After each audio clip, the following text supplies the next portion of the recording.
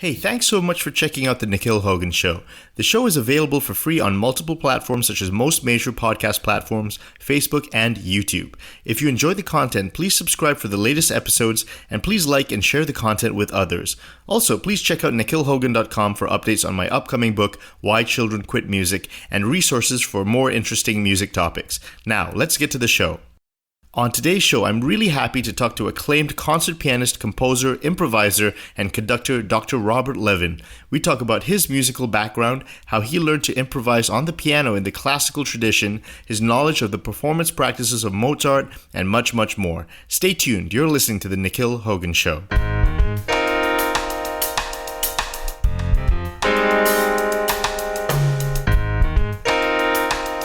Hey everyone, welcome back to the Nikhil Hogan Show, the show dedicated to bringing on great world-class musicians and to just talk about music.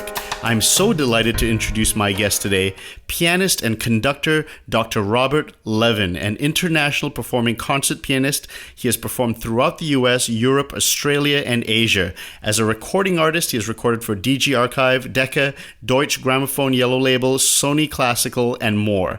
Dr. Levin is renowned for his restoration of the classical period practice of improvised embellishments and cadenzas. His Mozart and Beethoven performances have been hailed for their active mastery of the classical musical language. In addition to his performing activities, Dr. Levin is a noted theorist and Mozart scholar and is the author of a number of articles and essays on Mozart. His completions of Mozart fragments are published by Bärenreiter, Breitkopf Härtel, Hänssler, and Peters and have been recorded and performed throughout the world.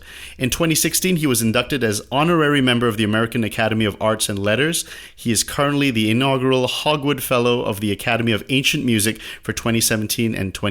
Dr. Levin, it's really wonderful to be able to talk to you today.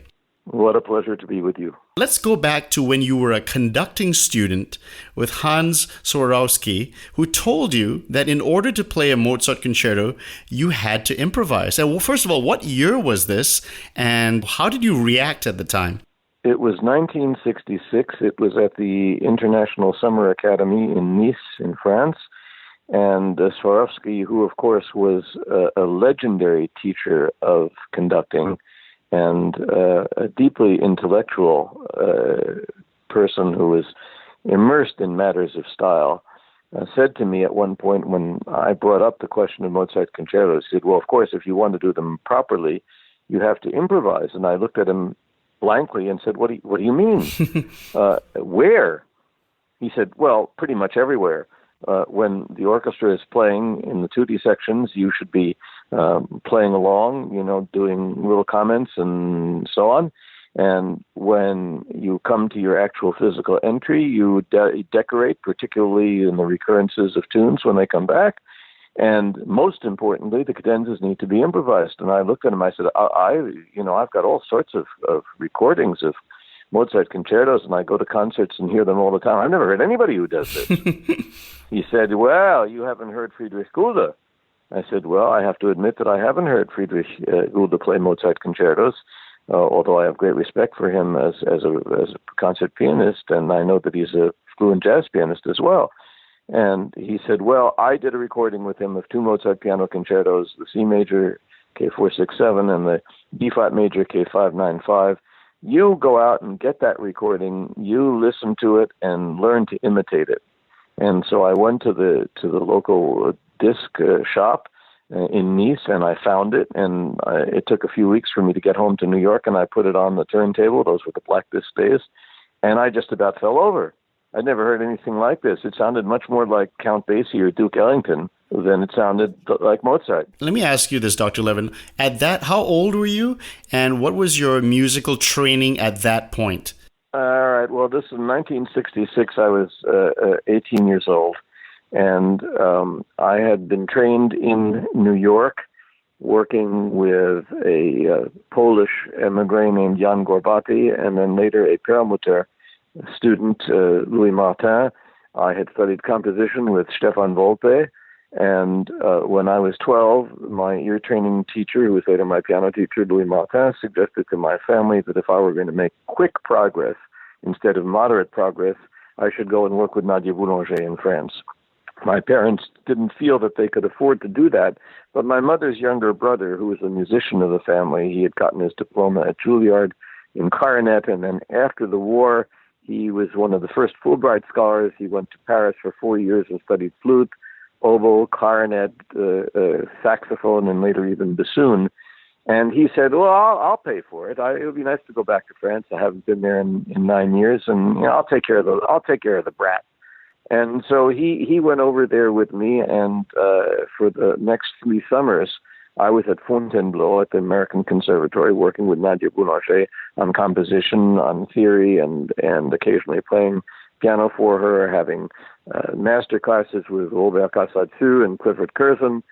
It was a heady and extraordinary kind of thing. And then when I was 14, the decision was made to have me stay in Paris for the whole year so that I could work with Nadia Boulanger in a much more intensive way, rather than just doing music as a kind of a side activity as an American high school student. So this was a life-changing experience. I can tell you, my parents were farsighted enough to realize that trying to make a career as a classical musician is, under the best of circumstances, rather difficult. And how would I have the basis for deciding whether to risk such a dangerous kind of career on the basis of a part-time activity? They figured that I would either sink or swim after that year in Paris, and they were absolutely right, because by the time I returned to New York City to finish my high school, my senior year, it was clear to me that the life without music was inconceivable. And my whole trajectory was the result of the vision of Louis Martin making this suggestion. My uncle, for the kindness of chaperoning me and paying for all of the expenses, and above all for Nadia Boulanger, who was the greatest teacher of music in the history of civilization, and who gave me everything. Nadia Boulanger, I mean, she's taught so many famous musicians, and she is really, as you said, one of the greatest teachers of all time. So how many years did you work with her? And could you talk about what you did, the training that she gave you? Well, I worked with her over a period of 5 summers and a whole year. And, during that time, the number of musicians from all over the world and their specialties was arresting. I think, people know that her influence on American music was incalculable. I mean, people like Aaron Copland and Elliott Carter and Virgil Thompson and Roger Sessions in just that early generation of musicians.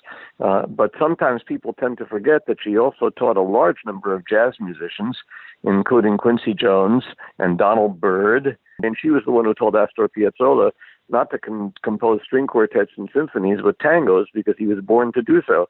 And Keith Jarrett worked with her. Phil Glass worked with her. She's French, and did she play the organ, or was she a pianist?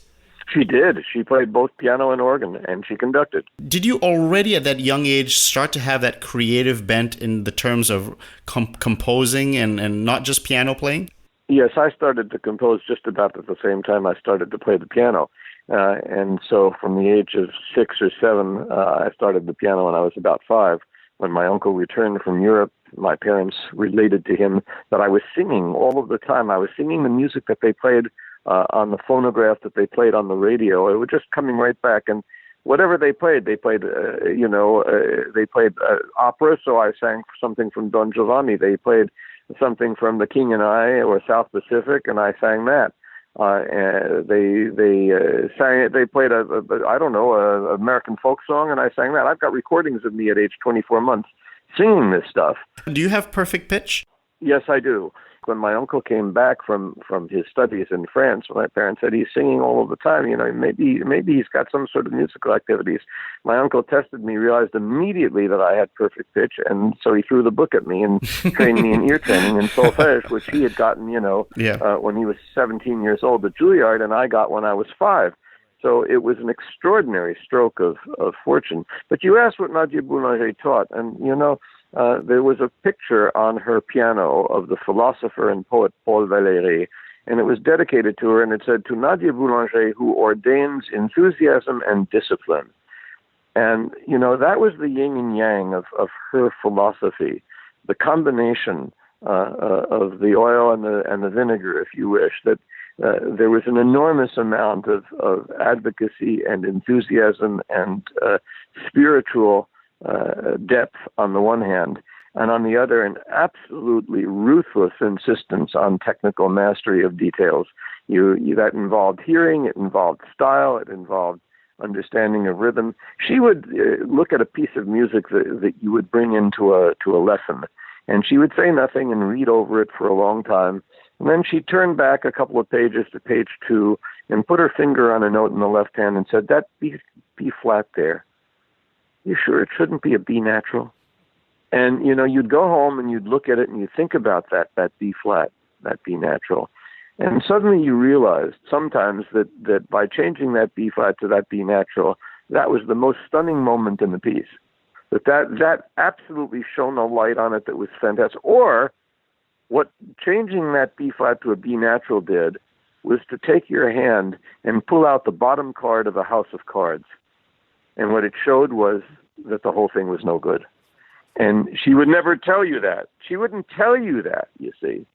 But you would realize it yourself, and you would never bring that piece in for her to look at again, and she would never ask you what happened to it, because she knew. Let me ask you this. She was an organist. The organ tradition still, they do improvise. Oh, you can't get a diploma in organ playing in Paris at the conservatory without improvising. Of course. Did you learn thorough bass before then, or did you go over it with her, or the art of accompaniment? Oh, you bet. First of all, she made us write out the Vidal figured basses, which are keyboard harmony exercises. I think they're better as keyboard harmony exercises than they are written down, but never mind. And she had a class that she operated in conjunction with the École Normale de Musique in Paris in what the French call accompaniment. And accompaniment is, of course, improvising from figured basses. Right. It's transposition at sight, it's sight reading, it's score reading, all of those things. And she was really quite demanding and sometimes really almost violent in the way she treated certain students who weren't making the grade, right, so to speak. So I learned to play figured bass with absolute fluency, which stood me in quite good stead later on when the Boston Symphony hired me to be their keyboard person on call. So if they were doing a Handel Concerto Grosso or a Bach Brandenburg Concerto, they would call me up and pay me union scale, and I would come in and improvise all of the time. The only problem was when there were recordings made at every take, because I was improvising, they couldn't really splice the takes together because sometimes I was in a higher position with the right hand and sometimes in the lower one. So, there are disadvantages in improvisation, even though I think the positive ones far outweigh them. Well, let me ask you this about thorough bass. That's really a skill that most classical musicians don't actively practice. They're usually memorizing a piece. Was that an integral part of the training? Yes, it absolutely was. And I'm extraordinarily grateful for it because what you learn is, first of all, that what's critical to supporting the texture of a piece of music, to give it its particular character, is not always determined just by the notes which are written down on the page. Right. And that when you are accompanying a singer in an aria with figured bass, what you decide to do with your right hand can have as much of an effect on the character and the emotion of the piece as anything that the singer is doing. And above all, the idea that you understand that every piece is created anew by decisions that you make, and in taking the risks of harmonizing and accompanying in different ways, you are becoming a co-composer. And that's extraordinarily risky and exciting and wonderful. And it is part of the history of performance, and it's also a part of history of melody instrument performances. If you're playing an oboe and continuo sonata, you're expected to ornament these kinds of things. We live in an age where people are taught to reproduce music instead of to actually perform it, because music is storytelling. The whole thing is, if you're not telling a story, why should anybody listen? Perfection is one thing, but perfection is something like, having a disinfectant on your bathroom floor. Yes, you want a clean floor, but, we don't want to have a sense that a musical performance is an act of hygiene. Let me read to you something that Schoenberg wrote in his Theory of Harmony, and I want you to react to it. He wrote this. Yep. The realization of a thorough bass may have had value formerly when it was still the keyboard player's task to accompany from figured basses. To teach it today, when no musician needs it anymore, serves no purpose and is a waste of time, hinders more important work, and fails above all to make the pupil self-reliant. Well, you see, I would defend Schoenberg in saying this. He probably is speaking of the mastery of figured bass as a kind of basic preparation for composing. Because if you are talking about the Baroque era, for instance, whether you're talking about Germans like Bach and Handel, or you're talking about Italians like Corelli and Vivaldi, the art of thorough bass was a way of teaching yourself to compose, because you would take a bass line and you could improvise above it, and it gave you a sense of what was going to go on.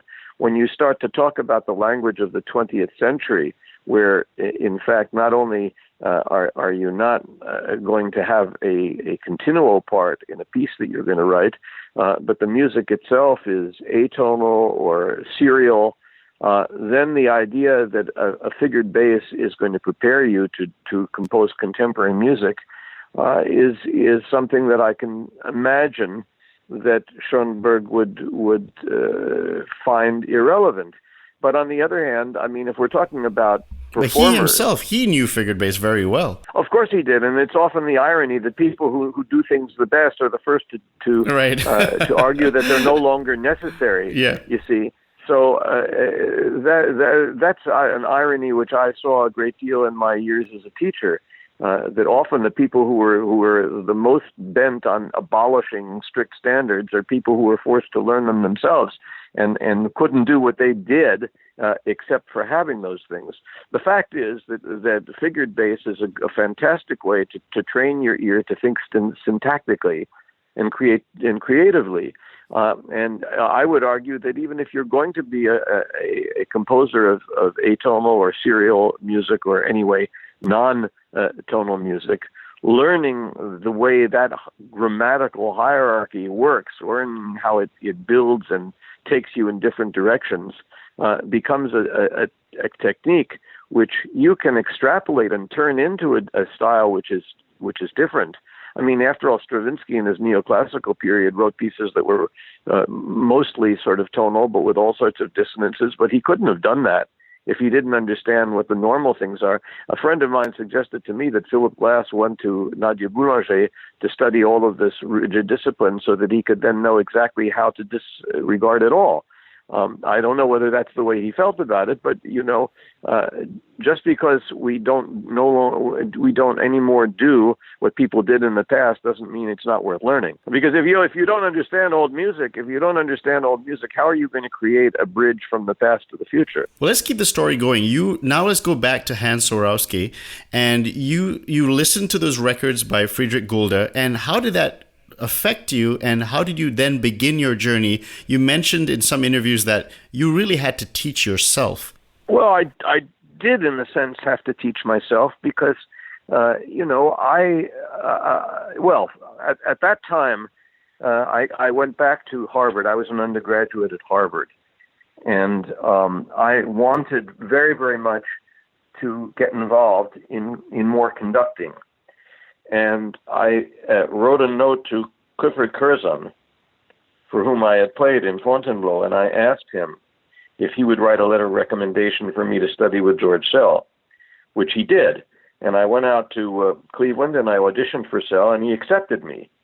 But the problem with that was the Vietnam War was going on at that time in America, and anybody who asked for a leave of absence from university was going to be drafted into the Army. So I had no option to do that. And at the same time, as I was thinking about my conducting, and I was thinking about Swarowsky's speaking about improvisation, an event took place which ended up being completely decisive in ways that I could not possibly have imagined before, which is that a friend of mine at Harvard approached me and said, that he was going to do a performance of the Mozart Requiem. And would I possibly be interested in playing the organ part in that? Which, of course, I could do because I had learned thorough bass from Nadia Boulanger, you see. And I said, yes, that would be a thrill. I'd love to do that. As a matter of fact, the performance took place in a church, which is about 150 meters from where I'm sitting right now. And he said to me, look, I've got the new edition of the Requiem, and I see here a sketch to an Amen fugue, which Mozart evidently wanted to use to close the Lacrimosa section of the Requiem. Why don't you, with your fascination with Mozart, why don't you complete this fugue and we will do it as part of our performance? And I looked at him and I said, you have to be crazy. There are easier ways to make a complete fool of yourself than that. And he said, look, don't say no right away. Just think about it a little bit. And I thought about it and I suddenly realized, wait a minute, here's Swarowsky telling me that I'm supposed to improvise in the style of Mozart. If I want to improvise in the style of Mozart, I should first be able to compose in the style of Mozart.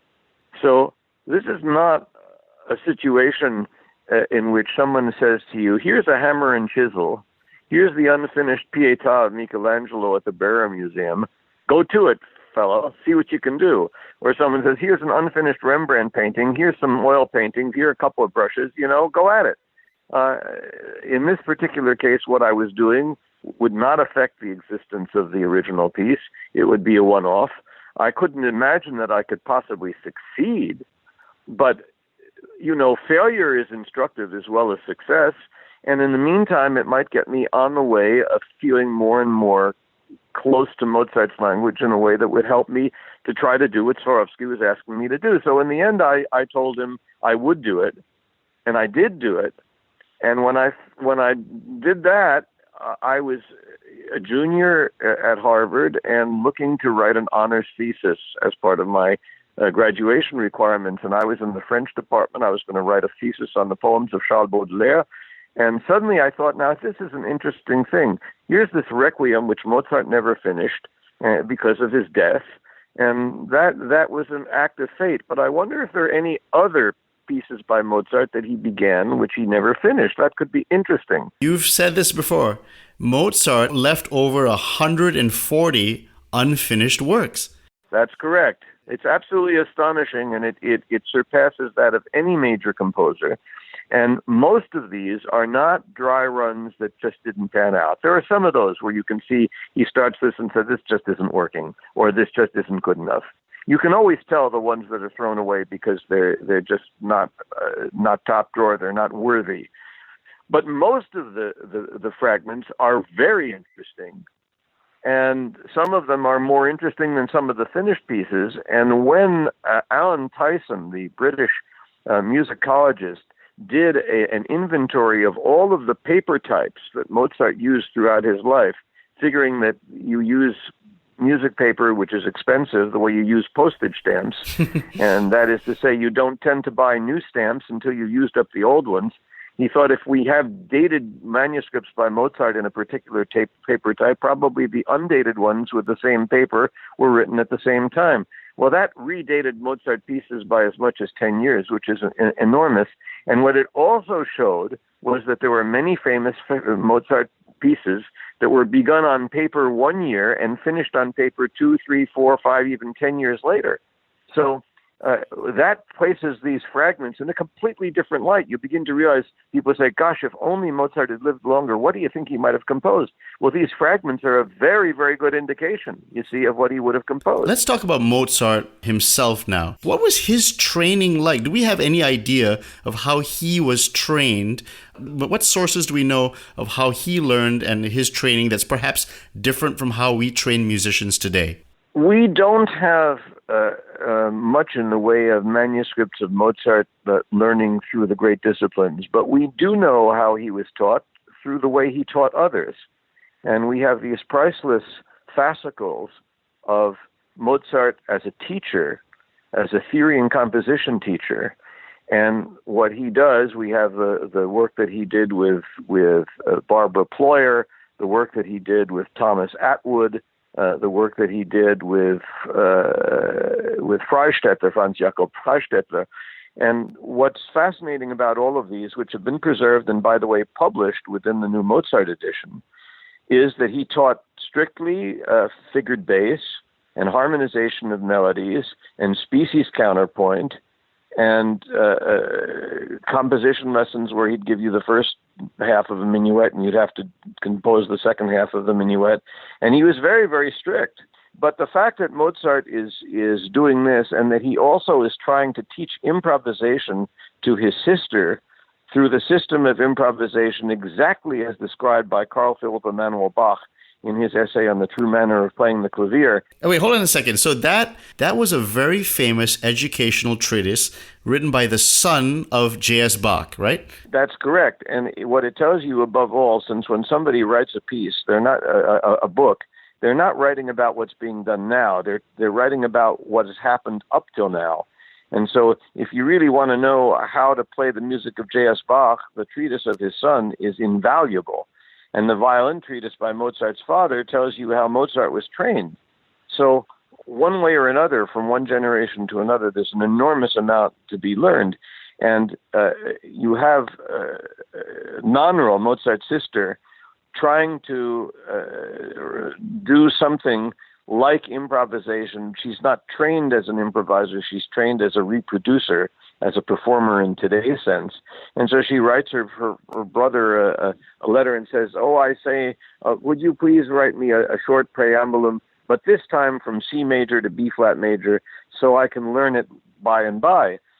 And clearly what she intended to do was to memorize such a thing and then play it and pretend that she was making it up. And we have the pieces that Mozart wrote in answer to her requests, and we also have her doing exercises in figured bass in which she's trying to follow what Mozart is teaching her from C.P.E. Bach. But she doesn't have a good sense of harmonic syntax, and the succession of chords is rather contradictory and confusing. Whereas if you look at the Mozart modulating preludes that he writes for her, you see that they follow completely the precept of Carl Philipp Emanuel Bach, who says you take a bass line, which has a good sense of direction, then you hang figures on top of them to make the syntax, the grammar sensible, so that you have a sense of forward motion. And then once you know what the harmonization of the bass line is going to be, you can do anything you want with the right hand. You can do arpeggios, you can do scales, you can do various kinds of thematic material. And the last two examples of the essay of C.P.E. Bach show a bass line followed by a D major fantasy, which is based on that bass line. And it's very, very clear that people like Haydn and Mozart were trained in that manner. Let me ask you this, Dr. Levin. Thorough bass versus species counterpoint. And I know Fuchs's species counterpoint text was very influential. Haydn used it. But yes. Is it fair to say that the Bach family did not use species counterpoint? They were not trained in that particular manner? They used something else? Well, the Fuchs textbook,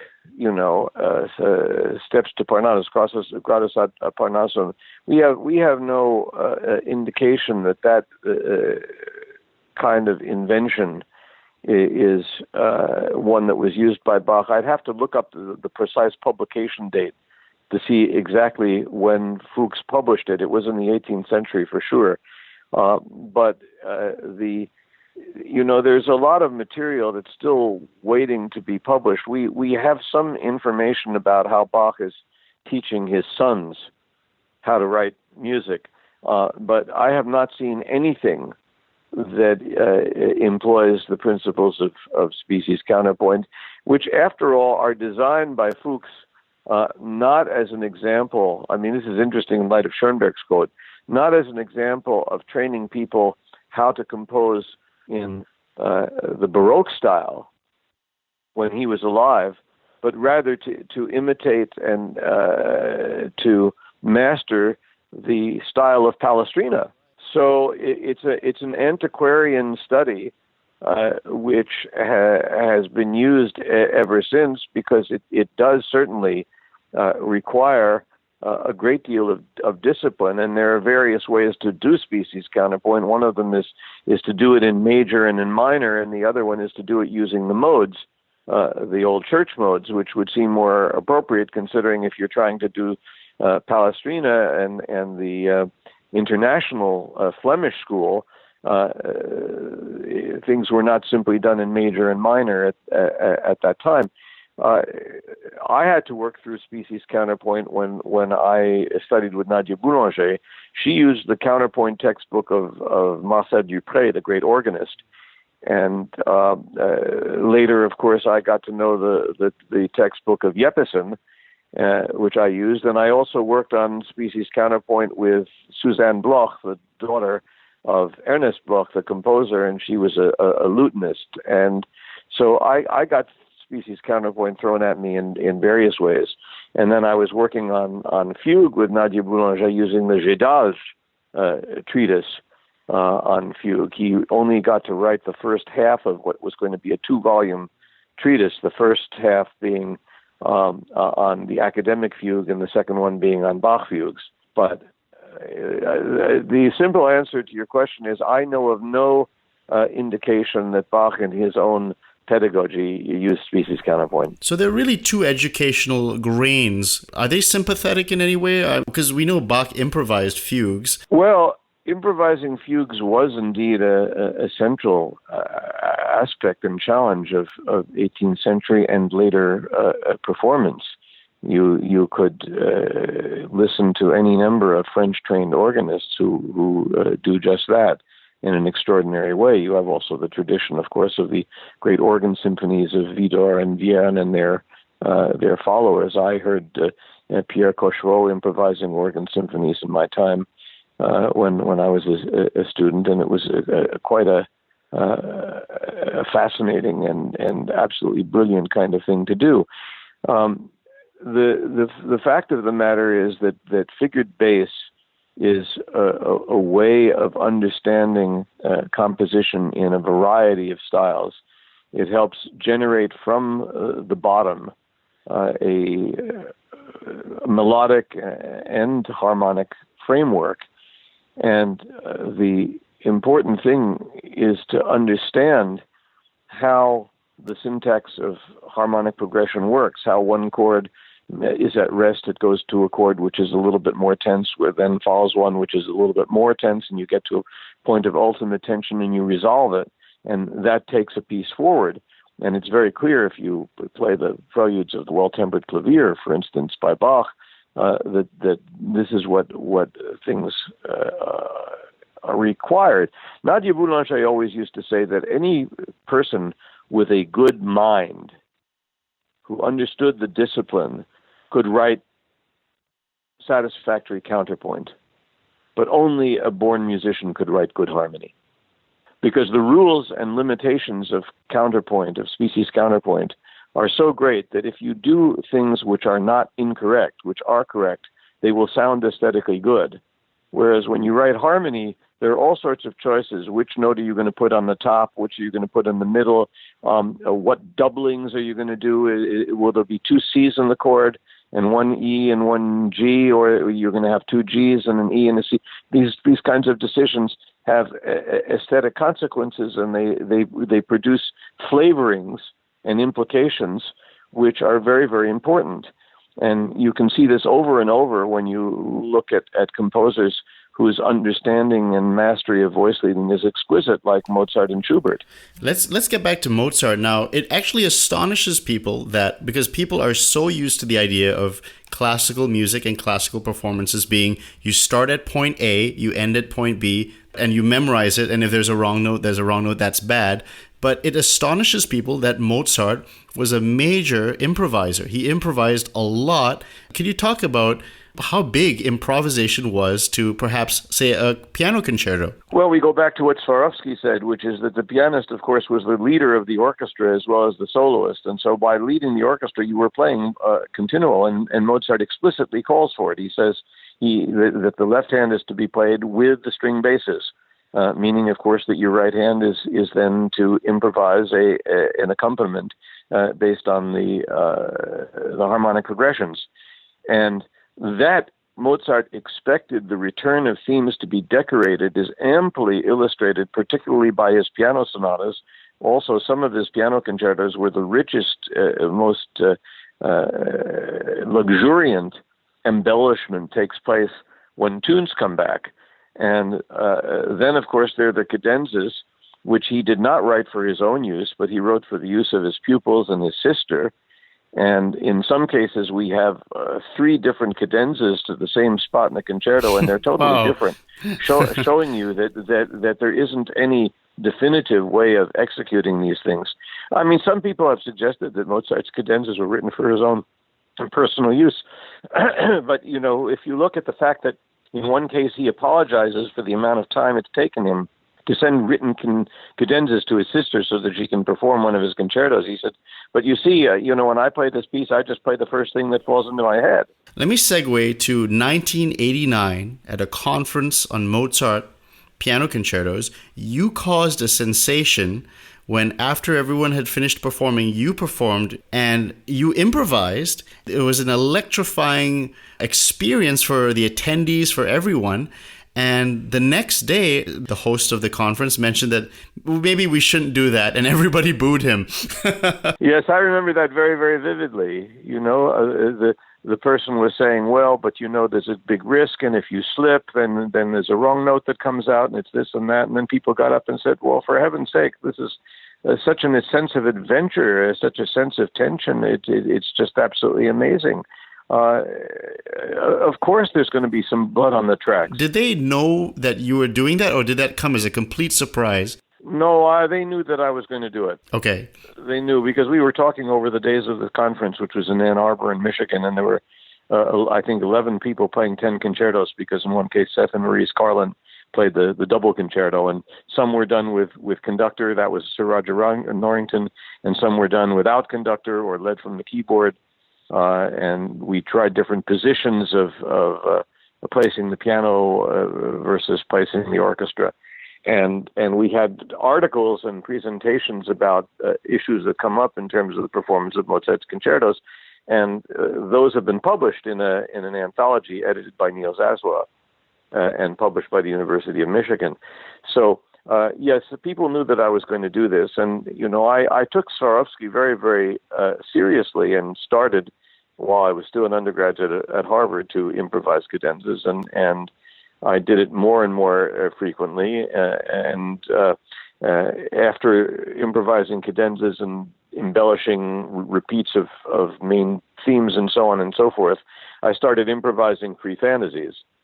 And there, the issue of credibility, of people saying, oh, you think that we're stupid, we know what you did. You composed this piece, you memorized it, and you're foisting it on us and pretending to make it up where, of course, you're not. And I thought, how am I going to possibly persuade these people that I'm actually making these things up and taking the enormous risk that's involved in doing that?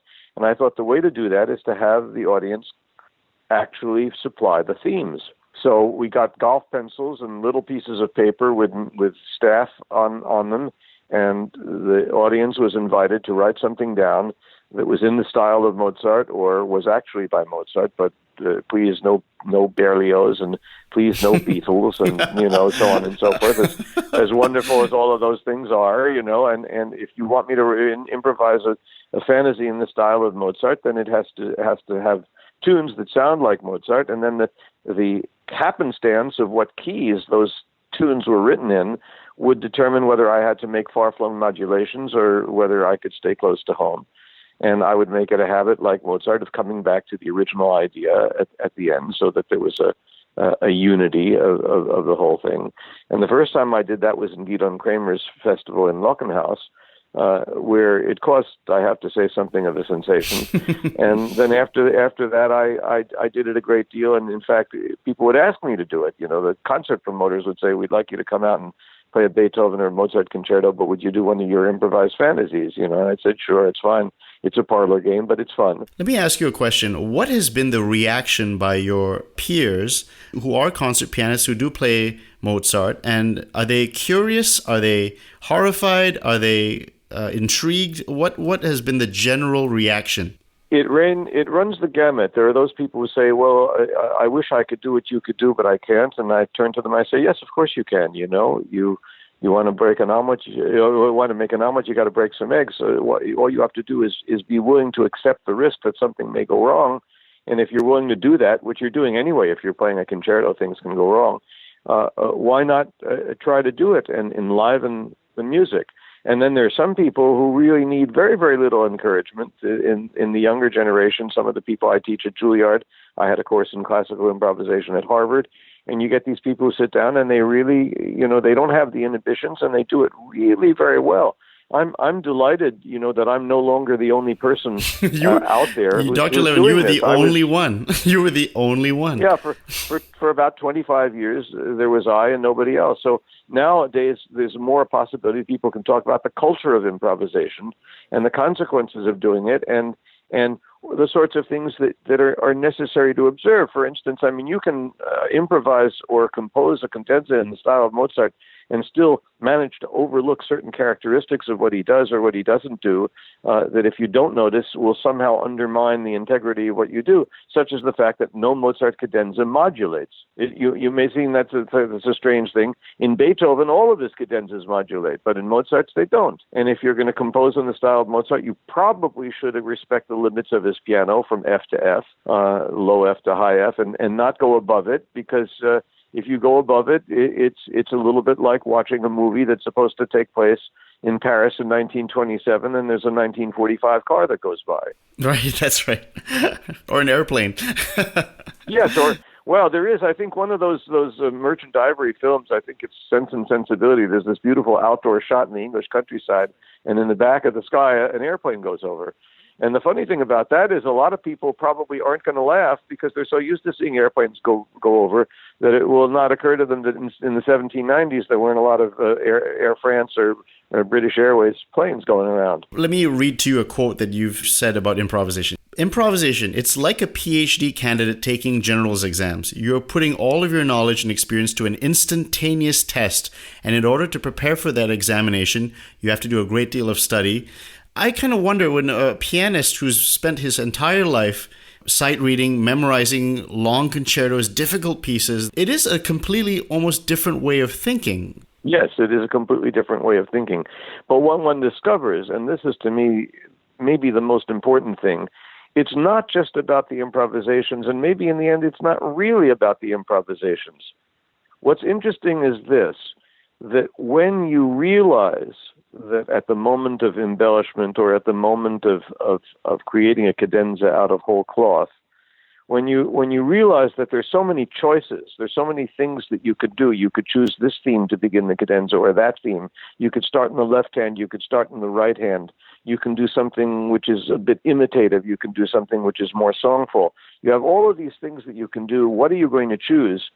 Then when you actually come back to the act of playing the concerto itself, what Mozart has written down, you become much, much more aware of the fact that everything he does is the result of a choice, that he's doing one thing, but he could have done 17 other things.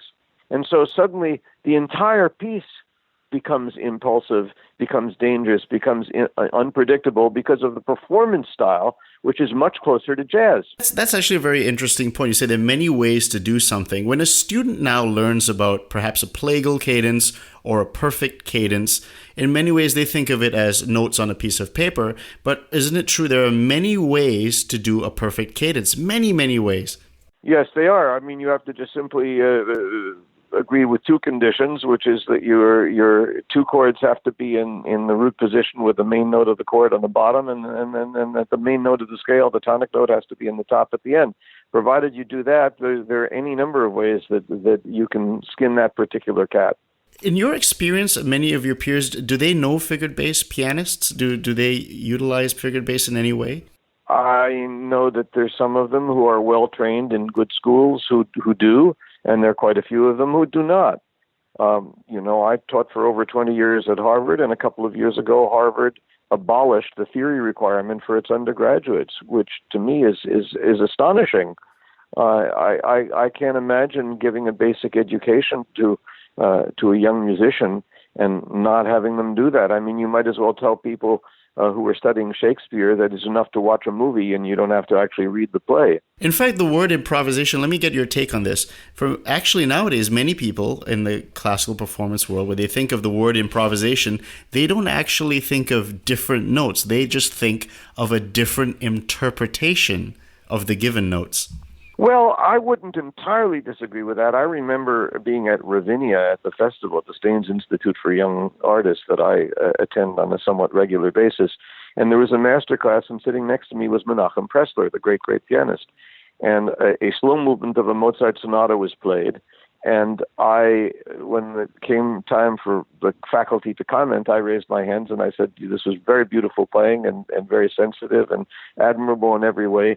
The one thing that I regret somewhat is that when you come back to the tune each time it recurs, you don't decorate it. You play it exactly the same, as opposed to meeting a friend after several years and realizing that their face has changed because of what they've experienced. And I would advocate that you do some decoration. And Menachem Pressler raised his hand and said, I agree entirely with what Mr. Levin is saying, but I also have to say that to listen to Arthur Schnabel perform this piece, he played always the same notes, and it was always different. So that's the question of rhetorical inflection as opposed to the actual choice of pitches. I would rather have rhetorical inflection than having identical iterations of exactly the same thing. But what we have from Mozart's pen in terms of the sonatas that are written for amateurs and therefore people who have to be shown what to do, that gives us all the evidence that we need to know. If you come to the A major concerto, the Sublime number 23, K488, there is a handwritten embellishment of the middle movement, which has what we would call 128th notes, and I guess in British-speaking lands you'd have to call it semi, hemi, demi, semiquavers, with 5 beams. And you have to say to yourself, well, you may not like everything that this person is writing, but when you discover that the person who's writing it is Barbara Ployer, who studied piano and composition with Mozart and for whom he wrote 2 other concertos, the chances of Mozart playing crotchets and quavers, that is quarters and eighth notes, whereas the pupil is writing semi, hemi, demi, semiquavers, that is 128th notes, that possibility is 0. She wouldn't be writing that number of notes on the page unless she heard her master doing so. So you can say, I don't like those notes, I don't like the quality of what she's written, and I can only say, look, that's not the point. The point isn't the quality. The point is the quantity. We can argue about quality when we talk about taste. Of course, taste is very, very important, but it proves that the difference between Mozart and Chopin is much less than we think. He wrote down on the page virtually everything that he wanted, whereas Mozart probably played just as much as Chopin, but he didn't write it down because he trusted it to the professionals like himself. And if you say, well, why did he do it one way in the sonatas and why did he do it another way in the concertos? Because the concertos were for his personal use and the sonatas were done for amateurs. Well, Dr. Levin, you mentioned that piano sonatas had unique decorations for different repeats. So when a student is looking at a score for a piano sonata and he sees that repeat sign, most people will just play it exactly the same way. The fact is that all of the information that we have makes it very, very clear that what was expected was decoration. And a nice case is, and this can be documented by anybody who wants to spend something like 12 euros for the CD. You can buy in the Mozart shop and you can get it online. The facsimile of the Mozart manuscript to his C minor piano sonata and the first edition of it, and you can also hear Alfred Brendel play it on a Steinway. And I believe you can also, well, maybe, yeah, I think that's right. But you could certainly hear, I think, Kurt Biersack play it on Mozart's own piano. And what's very, very interesting there is you see the manuscript for the second movement, and every time the main tune comes back, Mozart writes Da capo 7 bars. And then he continues with the music, gets to the return a third time, writes Da capo 7 bars. And then we have on individual pieces of paper, he says, variations, or at the first return, at the second return. And there he has written out decorated versions of these things. So the composition phase of it has no tunes written out at all when they come back. And the progressive ones show, well, this is, of course, what you have to do because this was written for a pupil of his, Theresa von Trotner, and she might not have known how to improvise these things. So he shows her, and in addition to which, certain other passages are also embellished with fast scales and turns and other details. So the evidence is as clear as it could possibly be. A sonata that was published after Mozart's death has the same tune, reproduced exactly the same every single time. Let me read you a quote that you said. You said, "We have become much more reproducers of music. We shoot it with formaldehyde. We are really more preservers of something than those who keep it alive. And one of the primary reasons for that is that the element of risk has all but disappeared in performance." Could you comment on that? Well, I would say that if you're going to be an actor, you already have to make so many decisions about animating the script. And if all you're trying to do is to pronounce the words in the proper order and pronounce them properly with the right intonation, there isn't going to be any dramatic intensity to what you do. And sometimes a good actor will even improvise on the trope of what the play or the screenplay is, taking some chances, and maybe the director leaves those in rather than getting rid of them in the cutting room. But the fact of the matter is that we live in a still kind of pietistic way of looking at music, which began with the whole Urtext edition approach at the beginning of the 20th century, when theorists like Heinrich Schenker were objecting to people like Vladimir de Pachmann, who would be so subjective about what he did, interrupt the course of a piece, drop back 5 bars and play it again because it was so beautiful. And here was Schenker trying to tell us that music has an integrity and you have to follow this. And so along come these Urtext editions that brush off all of the added slurs and added dynamics and tempo indications and all sorts of other things that romantic musicians had added to them.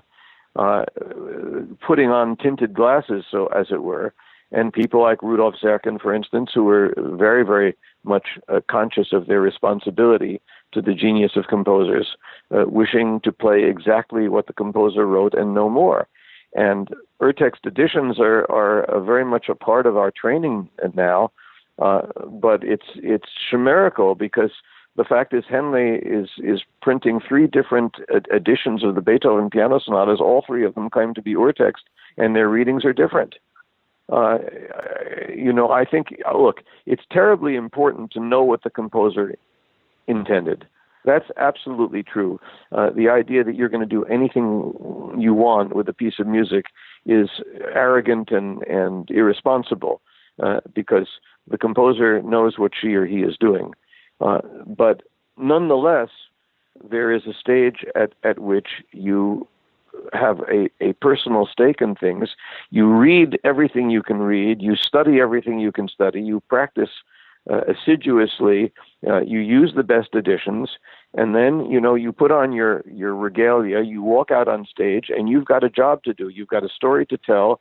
And your job, as I'm fond of saying, is to keep people up at night.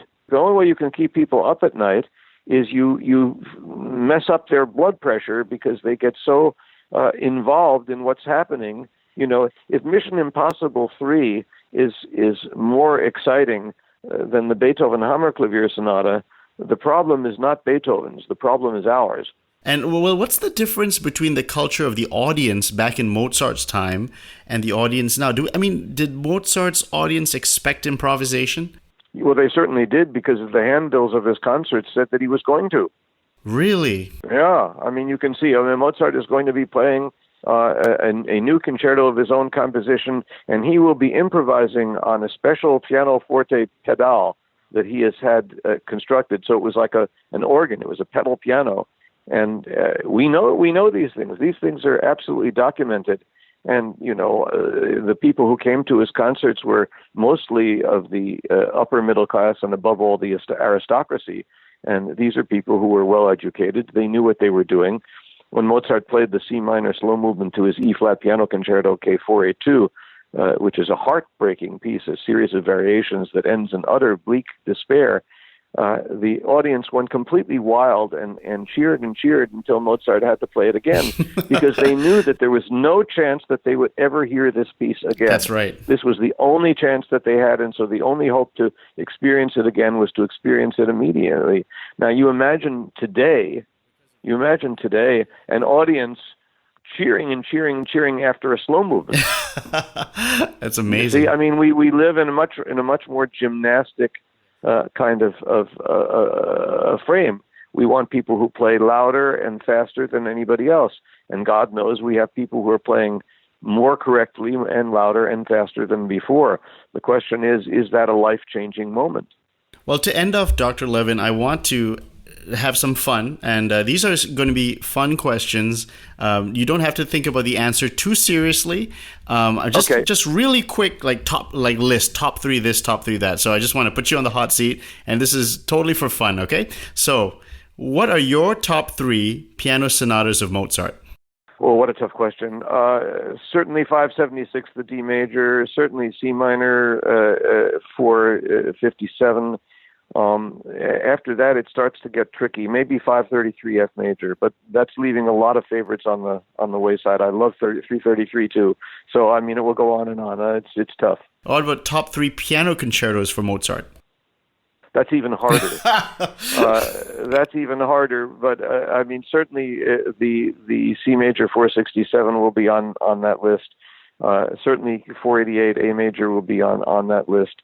And then from that point on, it gets really, really tough. The E flat major 482, or for that matter, the C major K503. I love the F major 459. You're really torturing me by asking me a question like this. And you're going to say, what's wrong with the C minor 491? What's wrong with the D minor 466? Nothing. They're my favorites too. My favorite concertos are the ones I'm playing at the moment. How about top three piano sonatas of Beethoven? That's even harder. That's much, much harder because you have the stylistic evolution of Beethoven. For humor, Opus 31, number 1 is hard to beat. For the Sublime, Opus 111 is hard to beat, although 109 and 110 are close behind. The Hammerklavier is the highest mountain to scale, and I've played the piece both on period piano and on Steinway, so I know whereof I speak. And I haven't even mentioned the Waldstein or the Appassionata. It's essentially hopeless. Okay, you're a scholar who has completed some of Mozart's works. What are your favorite Mozart symphonies? Top three. There too, it's really impossible because I mean obviously you look at the last trilogy of E flat and G minor and C major 543, 550, 551, and it's hard to beat them. But I would not leave the Prague Symphony out of any reckoning, and I have a great fondness, I have to say, for the Linz Symphony. Those are not all of the Mozart symphonies that I've conducted, but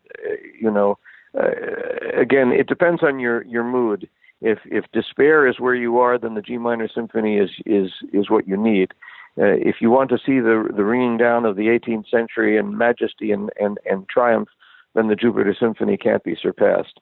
What is your proudest musical moment? Maybe it could be one of either of these two because there's parallel to one another. Experiencing in Stuttgart the world premiere of my completion of the Mozart Requiem under Helmut Rilling's direction. In Germany, very, very scary moment, not having any idea how the public would react to this, whether they think it was sacrilege or not, and getting a standing ovation pandemonium. That was something quite extraordinary. The parallel is the premiere of the C minor Mass at Carnegie Hall in New York, again conducted by Helmut Rilling, and to experience the ovation of an audience that was able to take to heart something which I composed with piety, I hope with erudition, but also with terror. And if we could put you in a time machine to meet Mozart, and assuming you had a handy Google Translate device, what would you ask him? What would you talk about? Well, I'll answer that with a little anecdote. During the Mozart year of 2006, I was playing the C minor Mozart Concerto in St. Louis, and I always go out into the audience the second half to listen to the orchestra. It's a way of showing my respect both to the conductor and the orchestra. And it was the Jupiter Symphony. And we got to the second theme, And the second theme, as you know, goes ba-da-da. Well, that's the way it does. It just goes up to two semitones. And I listened to that for a minute, and then I thought, that's the 41st Symphony. The previous symphony that he wrote, the 40th Symphony in G minor, has a second tune that goes ba-da-dum. And I thought, wow. One of them goes up, up, the other goes down, down, right? Now, what's the likelihood that that's a coincidence? I'd say the likelihood is pretty small. So I imagined being in Vienna and coming into the coffee house after the concert with these symphonies, and there's Mozart surrounded by his friends and saying, oh, Mozart, my God, your music is so extraordinary. I don't know how to describe what it does to me. It gets my body fluids all messed up and fills me with ecstasy and terror and everything else. But tell me, listen, tell me. He said, was that on purpose that this is a ba-da-da, ba-da-da, it's in the E flat symphony, the 39th too, it's everywhere. Was that on purpose? And I imagine him looking over at me and saying, you know something? That's not what matters. What matters is what you said before. Does my music get inside you and take you over? Does it make you happier than you've ever been? Does it make you more wretched and more terrified than you've ever been? That's what matters. How I did it is none of your bloody business. I think you two would get along wonderfully, though. I hope we shall. Now, you mentioned jazz earlier. I have always wanted to ask you, do you listen to jazz? Do you enjoy jazz? Do you play jazz? I do. I listen to jazz. I love jazz. I taught a course on swing jazz at Harvard because I felt that it was so close to what an Art Tatum, what a Coleman Hawkins, what a Lester Young does, what a Billie Holiday does. And so 3 or 4 times I taught a course in swing jazz. We have a huge jazz library here that goes from the earliest jazz, the Sidney Bechet, early Louis Armstrong, that kind of thing, straight through to the black bands of Basie and Cab Calloway and Duke Ellington and the white bands of Woody Herman and the Dorsey Brothers. Do you have a favorite jazz pianist? Benny Goodman. Do you have a favorite jazz pianist? Do I have a favorite or top three? Pianist? It's really tough. It depends on the era. I mean, Tatum is a phenomenon beyond anything.